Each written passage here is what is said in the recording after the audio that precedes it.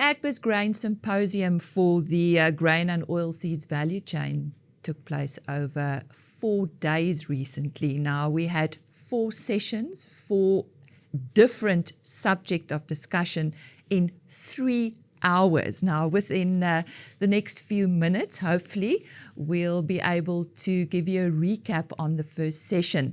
There were various facilitators, obviously, and panel members. And the first facilitator, Theo Forster, joins me now.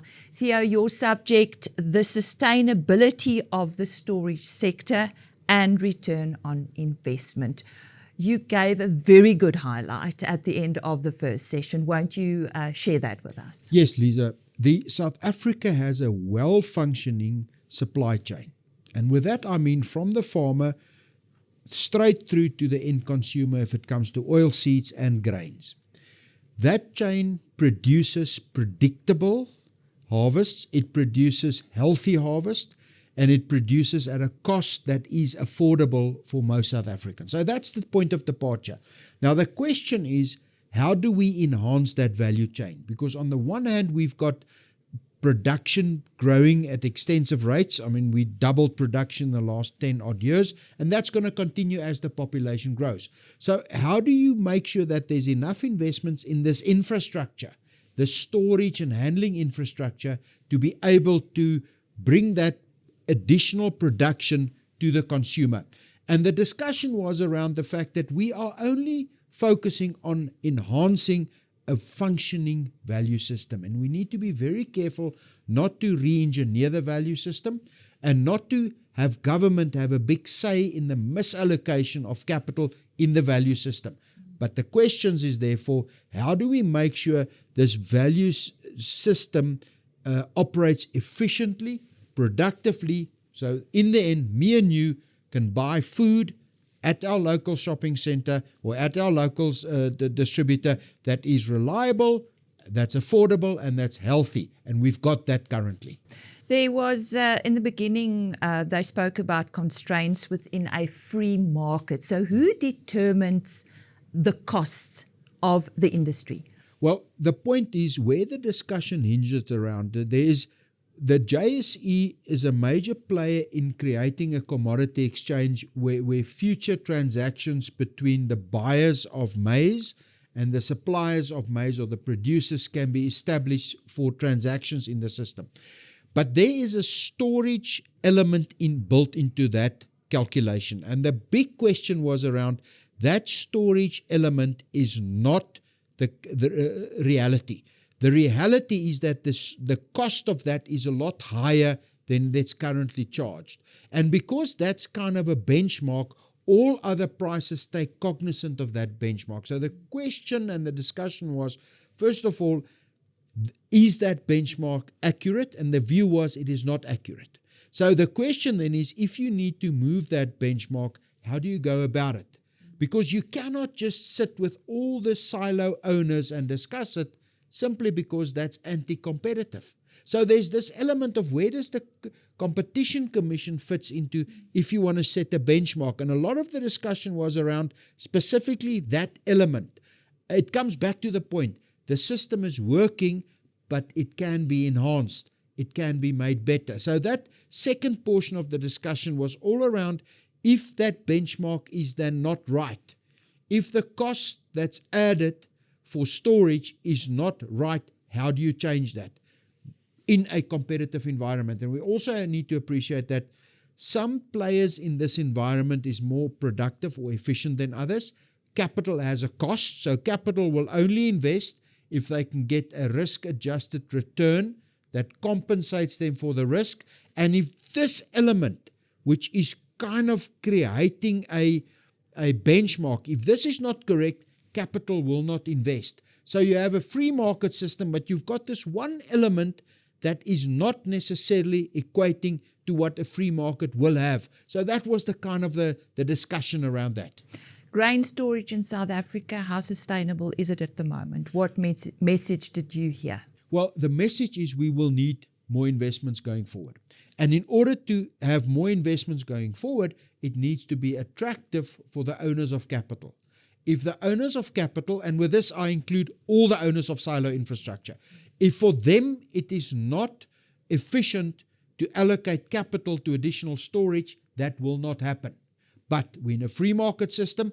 That means that that storage facility can move. We can have that closer to the miller, or we can have different areas. But the point is, this creates a limitation to the allocation of capital into that system. Remember, capital doesn't have loyalty.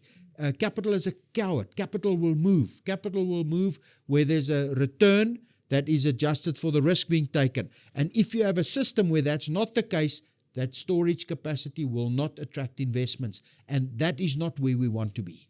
That was Theo Forster. He was the facilitator of the first day session. Don't go away. We'll be back shortly with a view from one of the panel members, Tom Maintjies.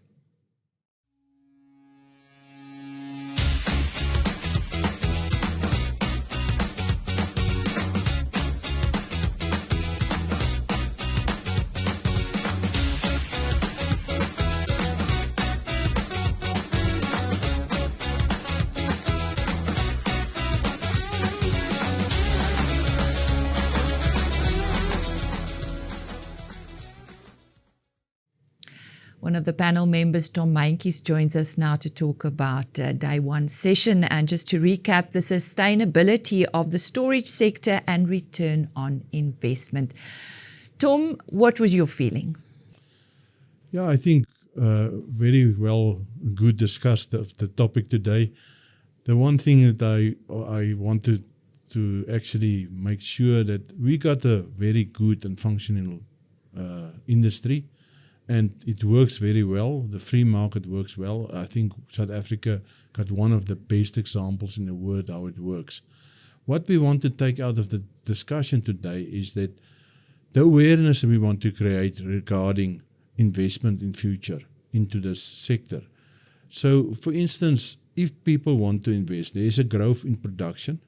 There's not a big growth in storage space, and for all the permanent storage space. And coming to the rest of this week, there's some other topics that are also discussed. It all comes together that we want to make sure that there is investment in the future in the space, and for that investment to actually take place, there had to be a return. It comes back to the income streams and to the costs regarding the industry. So, for instance, the cost increased more than what the normal PPI, especially in the rural areas where costs are higher because of dysfunctioning systems and logistics, and the infrastructure are not functioning anymore.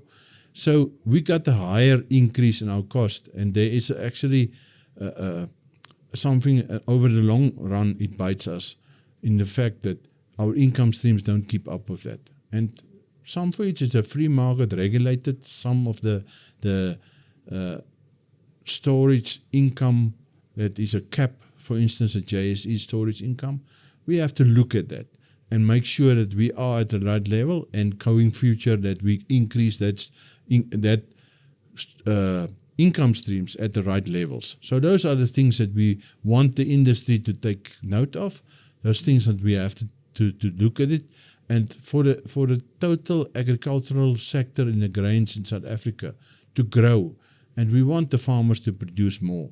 We are very efficient. They doubled the crops over the last 10 years. So we want to make sure that opportunity goes forward, and that the people actually can produce. Because if we don't have investment in that space, then that will hinder production.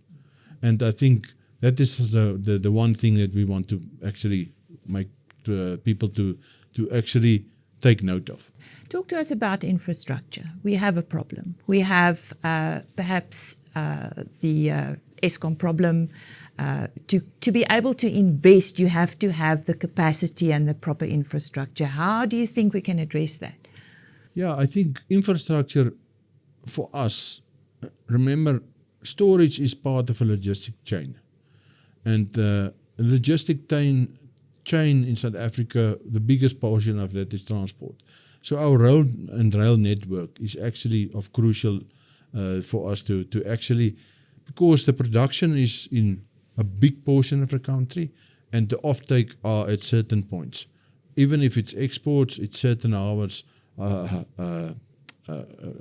that we actually export the product to, and it also the logistical. So the infrastructure is very, very important for us.